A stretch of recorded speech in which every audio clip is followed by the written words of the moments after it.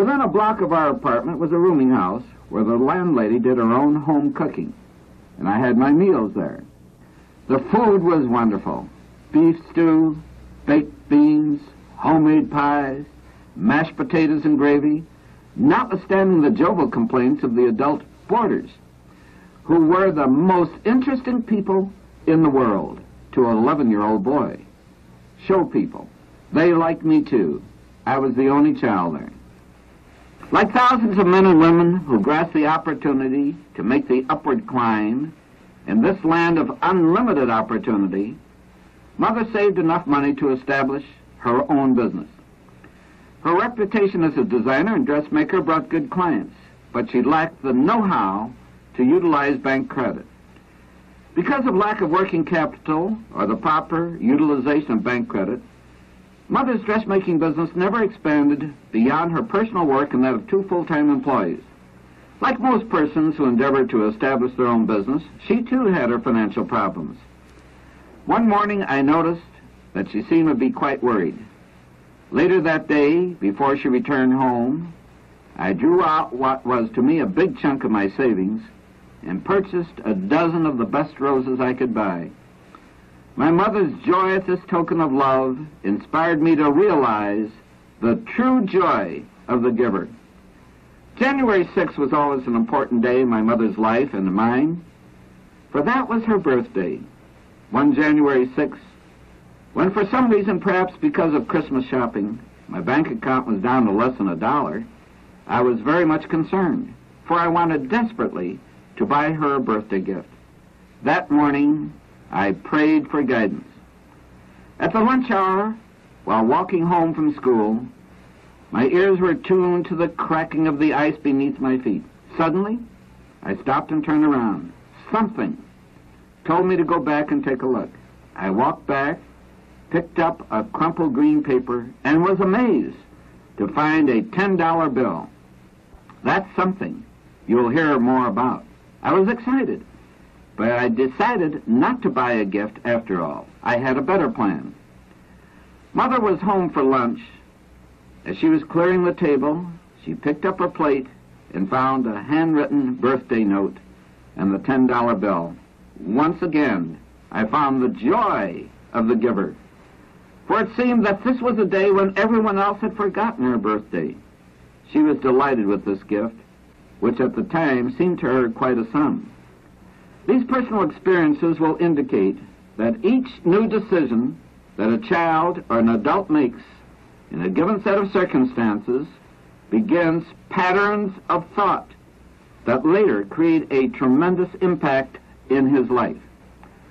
But good decisions must be followed through with action. Without action, a good decision becomes meaningless. For the desire itself can die through lack of an attempt to achieve its fulfillment. That's why you should act immediately on a good decision. I was 12 years of age when an older neighbor boy, whom I respected, invited me to attend a Boy Scout meeting. I went and had a lot of fun, so I joined his troop, Troop 23, under a scoutmaster named Stuart P. Walsh, who was attending the University of Chicago. I'll never forget him. Stuart P. Walsh imprinted in the memory of each member of Troop 23 in an indelible pattern the principles of the Scout law. A Scout is trustworthy, loyal, helpful, friendly, courteous, kind, obedient, cheerful, thrifty, brave, clean, and reverent.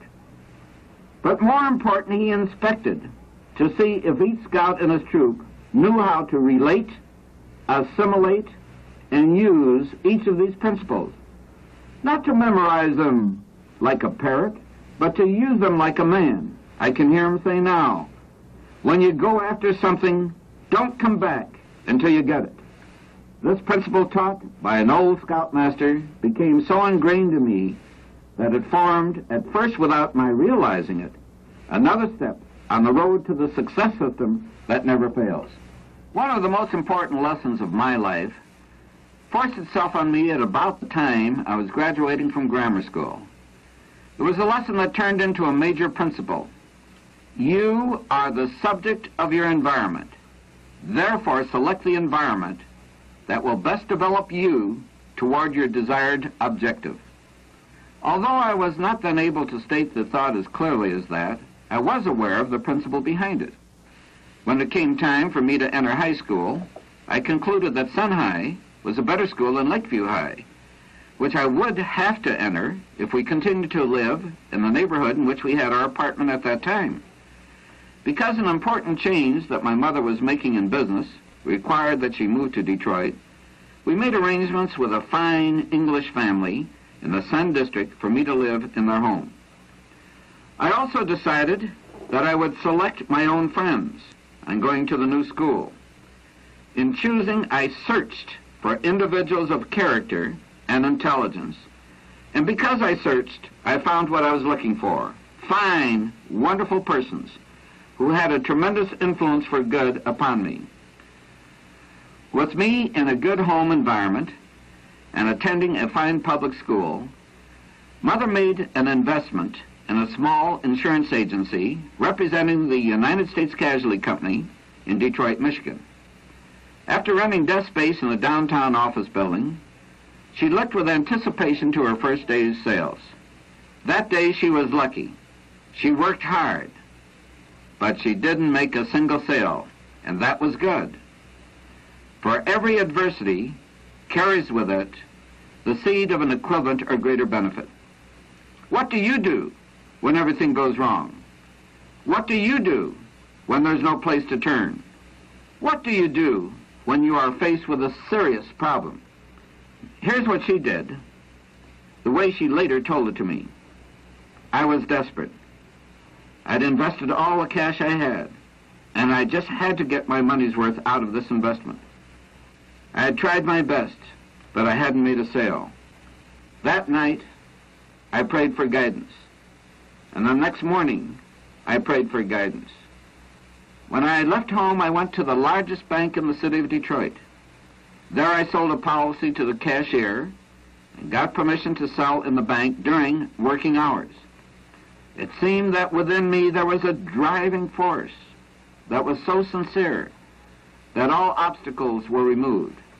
That day, I made 44 sales. Through trial and error the first day, my mother developed inspirational dissatisfaction. She was inspired to action. She knew whom to ask for guidance and help in her efforts to make a livelihood, just as she knew whom to ask for guidance and help when she was faced with a problem regarding her son.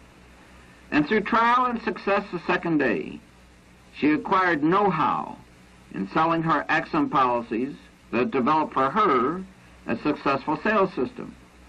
Now she had know-how in addition to inspiration to action and activity knowledge, so the upward climb was rapid.